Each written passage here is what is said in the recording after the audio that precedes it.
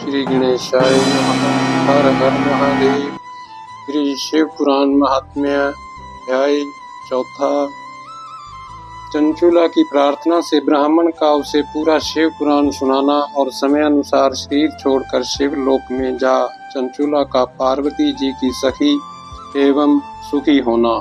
ब्राह्मण बोले, नारी, सौभाग्य की बात है कि भगवान शंकर की कृपा से शिव पुराण की इस वैराग्य युक्त कथा को सुनकर तुम्हें समय पर चेत हो गया है। ब्राह्मण पत्नी, तुम डरो मत, भगवान शिव की शरण में जाओ।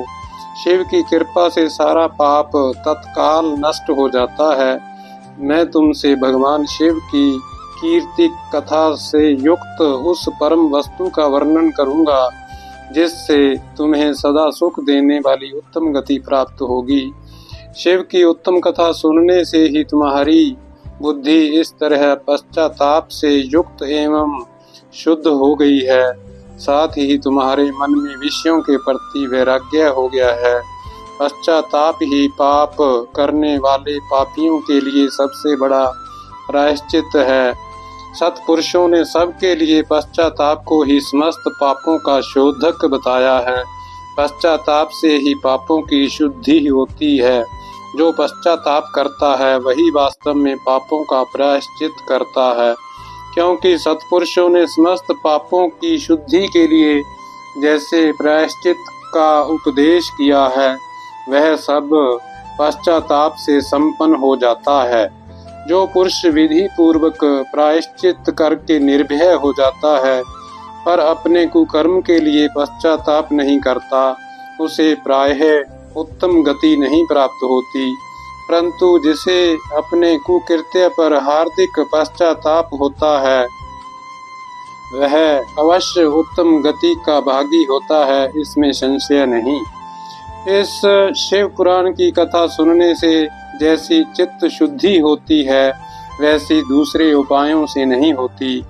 जैसे दर्पण साफ करने पर निर्मल हो जाता है, उसी प्रकार इस शिव पुराण की कथा से चित्त अत्यंत शुद्ध हो जाता है, इसमें संशय नहीं है। मनुष्यों के शुद्ध चित्त में जगदम्बा पार्वती सहित भगवान शिव विराजमान रहते हैं।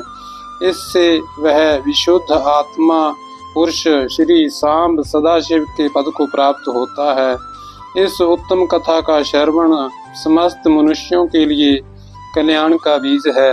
अतः यथोचित शास्त्रोक्त मार्ग से इसकी आराधना अथवा सेवा करनी चाहिए।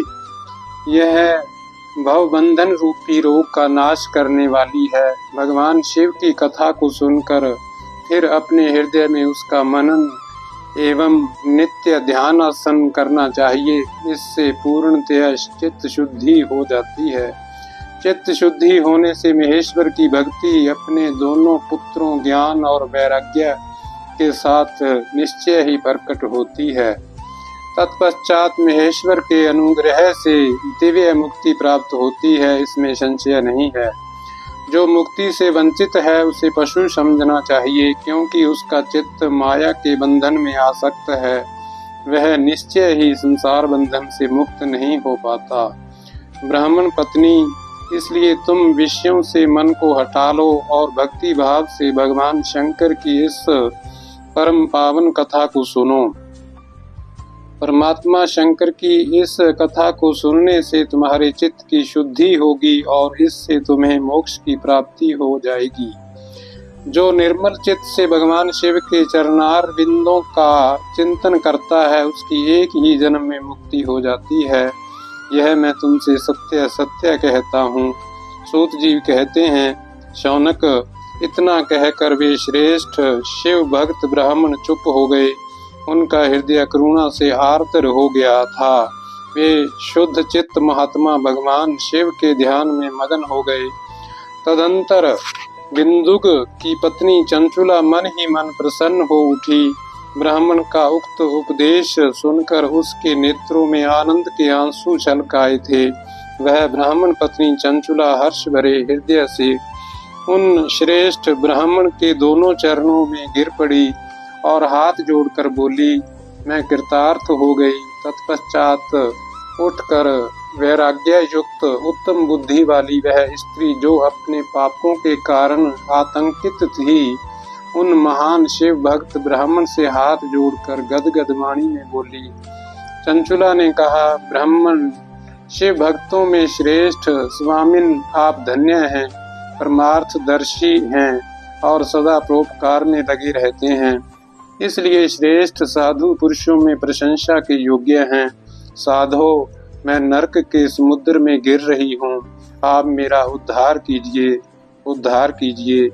पौराणिक अर्थ तत्व से संपन्न जिस सुंदर शिव पुराण की कथा को सुनकर मेरे मन में संपूर्ण विषयों से वैराग्य उत्पन्न हो गया, उसी इस शिव पुराण को सुनने के लिए इस समय मेरे मन में बड़ी श्रद्धा हो रही है।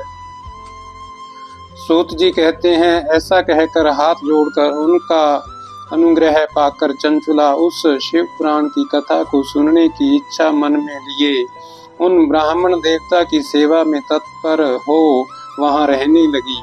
तदंतर शिव भक्त में श्रेष्ठ और शुद्ध बुद्धि वाले उन ब्राह्मण देव ने उसी स्थान पर उस स्त्री को शिव पुराण की उत्तम कथा सुनाई।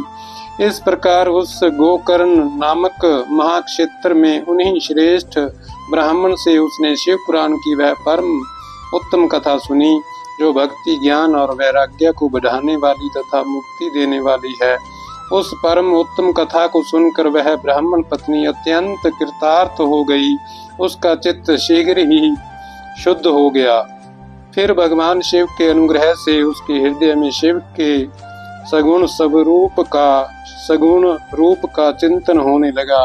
इस प्रकार उसने भगवान शिव में लगी रहने वाली उत्तम बुद्धि पाकर शिव के सच्चिदानंद में स्वरूप का बारंबार चिंतन आरंभ किया। तत्पश्चात समय के पूरे होने पर भक्ति, ज्ञान और वैराग्य से युक्त हुई चंचुला ने अपने शरीर को बिना किसी कष्ट के त्याग दिया। इतने में ही त्रिपुर शत्रु भगवान शिव का भेजा हुआ एक दिव्य विमान द्रुत गति से वहां पहुंचा, जो उनके अपने गणों से संयुक्त और भांति भांति के शोभा साधनों से संपन्न था। चंचुला उस विमान पर आरूढ़ हुई और भगवान शिव के श्रेष्ठ पार्षदों ने उसे तत्काल शिवपुरी में पहुंचा दिया। उसके सारे मल धुल गए थे। वह दिव्य रूप धारणी दिव्यांगना हो गई थी। उसके दिव्य अवयव उसकी शोभा बढ़ाते थे। मस्तक पर अर्धचंद्र का मुकुट धारण किए